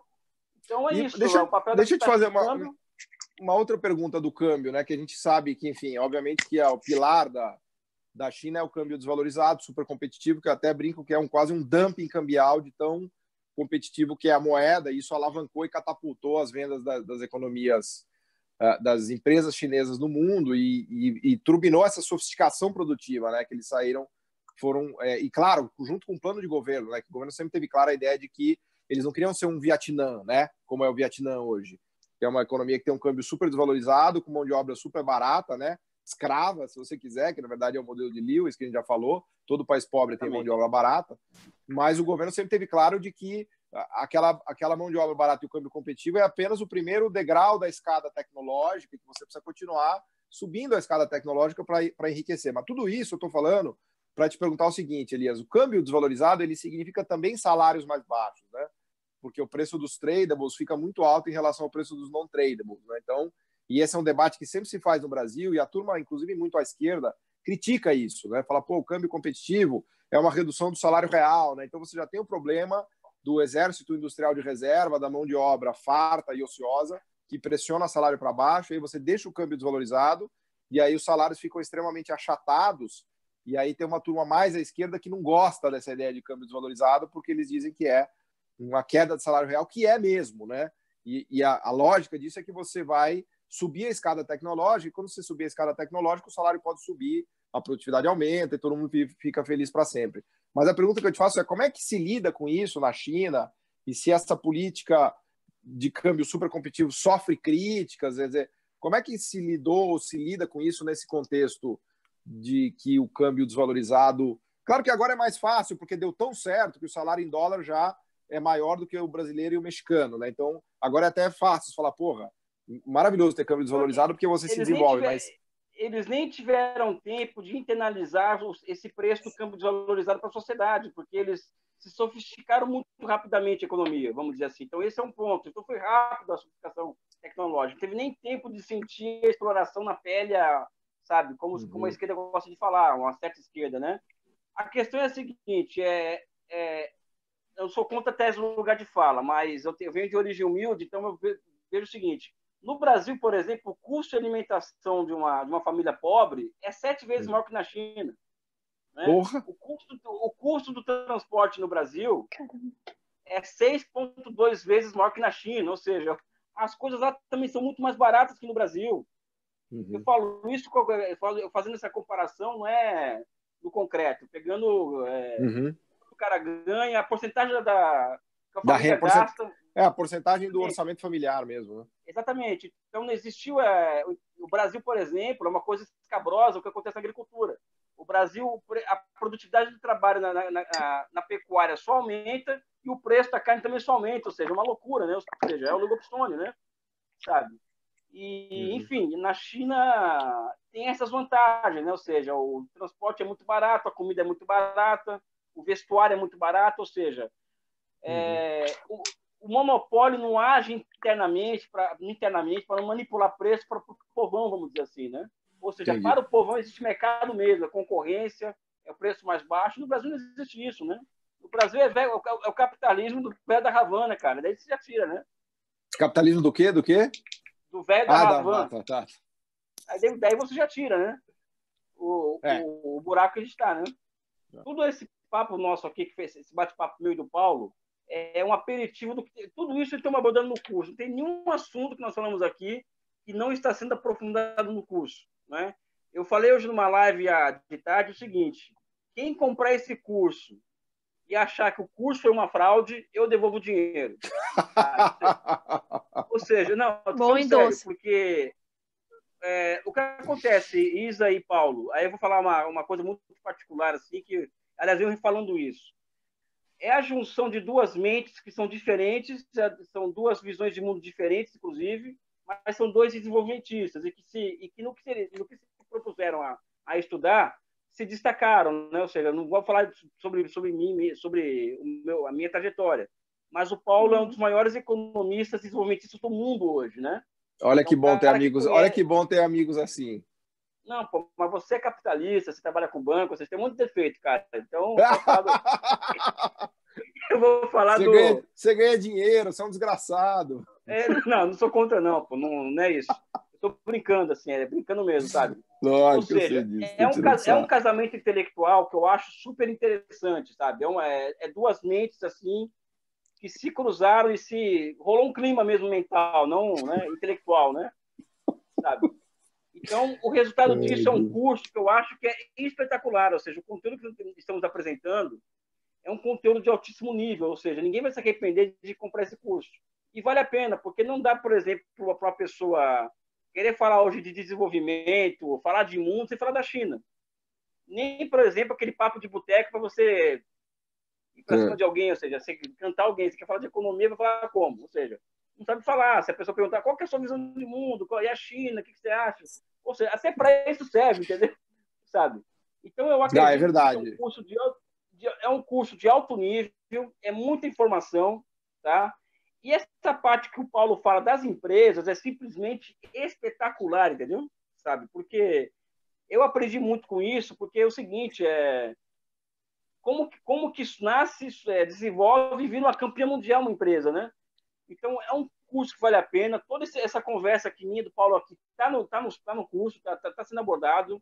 Nenhum ponto foi deixado de lado. Ou seja, vale muito a pena e tem 10% de desconto para quem colocar disparada no cupom. É verdade. Bem lembrado, Boa, hein? Bem lembrado. Bem lembrado.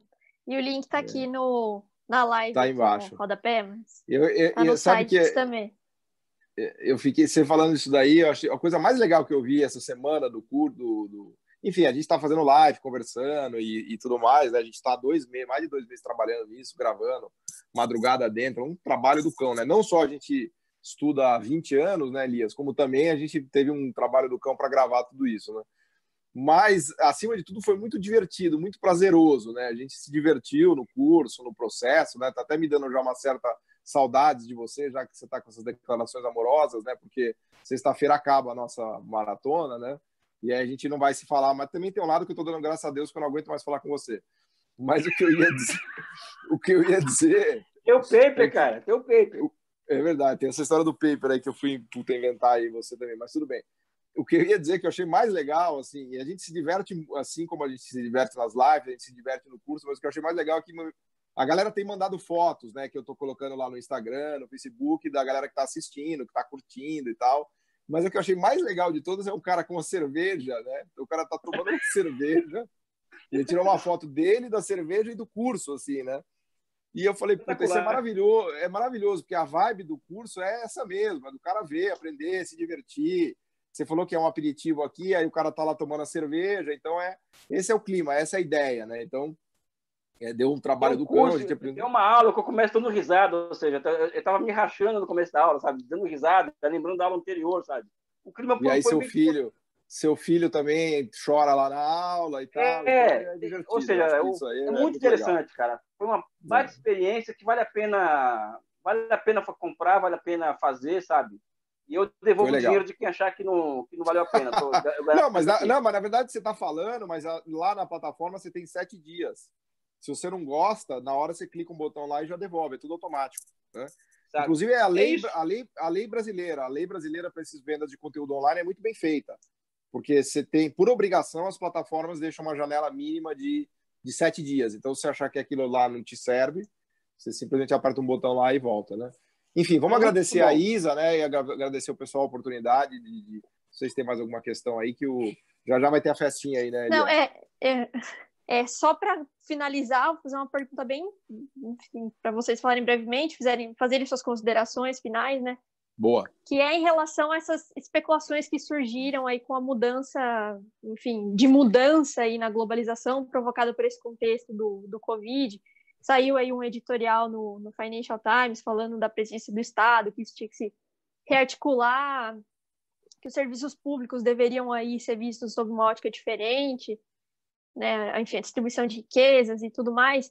Queria que vocês falassem um pouco do papel da China nesse hipotético aí rearranjo global, né? Se é que vocês concordam que vai haver efetivamente um rearranjo na globalização, e se, enfim, basicamente é isso, né? Se vocês acham que isso vai acontecer mesmo e de que forma que a China vai responder a isso, se ela já está pronta para isso, por tudo que ela já vem fazendo, enfim, qual é a opinião aí de vocês? E mais uma vez agradecer em nome do Portal Disparada vocês. Eu vou começar, só agradecer a Disparada, o portal, pela oportunidade de fazer o curso, tal. Eu quero passar para o Paulo essa resposta, porque ele deu uma resposta ontem tão genial na live do Gabriel Cassiano, cara, que aquilo foi na minha cabeça, né? Ou seja, Paulo, fala do New Deal chinês, que os caras não têm que voltar lá a ler livro. Acho genial isso aí. É muito mais didático do que eu falar aqui da geopolítica e tal, né? Vai lá, Paulo. Não, o que eu comentei ontem, né, que isso que é legal da live, do debate, que o negócio foi meio que ocorrendo na hora, né? Já tá na nossa cabeça, né? Mas aí quando você está conversando e discutindo, você formula as coisas ali no meio da conversa, né? Mas antes do Covid, a gente já via que o mundo estava dando meio errado, enquanto que a China estava dando certo, né? As pessoas começaram a desconfiar, né, de que o capitalismo ocidental não ia muito bem, né? Basta você ver a desigualdade, o próprio Piketty, ele é um fenômeno intelectual desse mundo torto, né, por assim dizer, em que a desigualdade explode, que há uma insatisfação generalizada, principalmente no centro do sistema, né, que é o Ocidente, né? Você pegar o Brexit é uma evidência disso, o Trump é uma evidência disso, né? Tem um monte de livros vários economistas americanos brilhantes. Você pega o Lance Taylor, um outro historiador que esqueci o nome agora, que é o The Vanishing Middle Class, né? Que é esse fenômeno da latino-americanização dos Estados Unidos, com a desigualdade explodindo nos Estados Unidos, com 1% mais ricos estourando e os mais pobres nos Estados Unidos ficando realmente pobres, né? Começa a surgir uma pobreza que não se imaginava que pudesse existir nos Estados Unidos. Tudo isso para dizer que o mundo já vinha meio capotando, enquanto que a China seguia prosperando. No Covid, o negócio ficou ainda mais brutal, né? Porque todo mundo percebeu que sem o Estado para ajudar a articular a economia e para, vamos dizer assim, turbinar o mercado, né? O mercado ele precisa muito do Estado, né? A ideia de que é um Estado forte cria um mercado forte, o mercado forte cria um Estado ainda mais forte. Então, o mundo de repente olhou e falou, né, já estava ruim com o Covid e acabou de vez, porque você pegar os Estados Unidos, ele virou chinês, né? Imprimindo dinheiro como se não houvesse amanhã, né? O Fed já passou o balanço quase 3 trilhões de dólares de dinheiro que eles imprimiram, o déficit público americano explodiu, né? Na Europa, mesma coisa, né? Então, há um resgate do New Deal, né? Que o Elias achou graça que eu falei ontem, que a galera está tirando a poeira dos livros lá nas bibliotecas do Ocidente, né? Para tentar entender o que eles mesmos fizeram, o que deu certo no capitalismo dos anos dourados, da era Bretton Woods, que vai de 45 até 71, para perceber que, na verdade, o que eles fizeram é o que a China faz hoje. Então, a China, eu brinquei que a China já vive num estado permanente de New Deal, né? Já é da lógica do funcionamento chinês, estruturas do tipo New Deal, né? O New Dealianas, né? Então, o mundo tá caminhando para a China, né? Olha, veja que curioso, né? Não a China caminhou para o mundo e o mundo caminhou para a China. Então, agora, minha impressão é que a China vai sair muito melhor, muito mais rápido dessa pandemia, porque ela tem todos os elementos lá de articulação, né, de reconstrução, de retomada de atividade econômica que o Ocidente não tem, né? Então, ela já parte anos-luz aí na frente de todo mundo, né? E todo mundo vai virar mais chinês nesse sentido, eu acho, né? E já está acontecendo intelectualmente essa virada, enfim, já está muito clara no mundo, né? Aqui no Brasil a gente é meio atrasado, né? A gente chega no final da festa, enfim, né? Já tentando entender o que aconteceu, mas já no mundo tá né? Para quem acompanha o debate mundial é um negócio que está enfim, bastante claro, né? Mas, e agradecer, que foi um prazer fazer esse bate-papo com vocês. Foi ótimo, foi ótimo. Vamos ver se a gente Prazer faz meu. outras vezes também, né? Acho que é legal. Sim, inclusive, sem dúvida. Dar parabéns aí para vocês pelo trabalho que vocês estão fazendo, porque eu falo muito, né, Elias? A gente precisa livrar a internet do YouTube Nomics, do Facebook Nomics e do Twitter Nomics. Exatamente. Ontem, aliás, depois da live, eles me mandaram aquela foto que eu achei maravilhosa, né? Que é um pano de fundo de uma biblioteca, né? Que é um papelão que tem os livros, tem os livros pintados, né? Que eu falei, puta, não dá. O YouTube Nomics, ele tá carregado da galera que tem esse papelão, que só faz papelão, inclusive, né? Esse papelão com um monte de livro atrás. Então a gente precisa fazer esse bom combate. Não é que precisa acreditar nas nossas ideias, não, a gente precisa fazer um debate qualificado, né? Com pessoas que estudaram, que fizeram mestrado, doutorado, que dão aula, que têm uma carreira acadêmica e de discussão e de estudo, né? E não de videogame, né? E de outras coisas do gênero, né? E dar parabéns para vocês, porque a gente vê claramente essa qualidade, né? Não é porque vocês chamaram a gente para conversar aqui, mas as contribuições que vocês têm no portal de vocês, de todo mundo, enfim, dá parabéns, porque eu sou fã de vocês, do trabalho que vocês fazem. Obrigada, Paulo. Obrigada. Valeu. Então, valeu, boa noite, pessoal. Gente. Obrigada aí quem participou da live, ficou aí até o fim. Um Obrigadão. abraço para todos. Tchau, Valeu. tchau.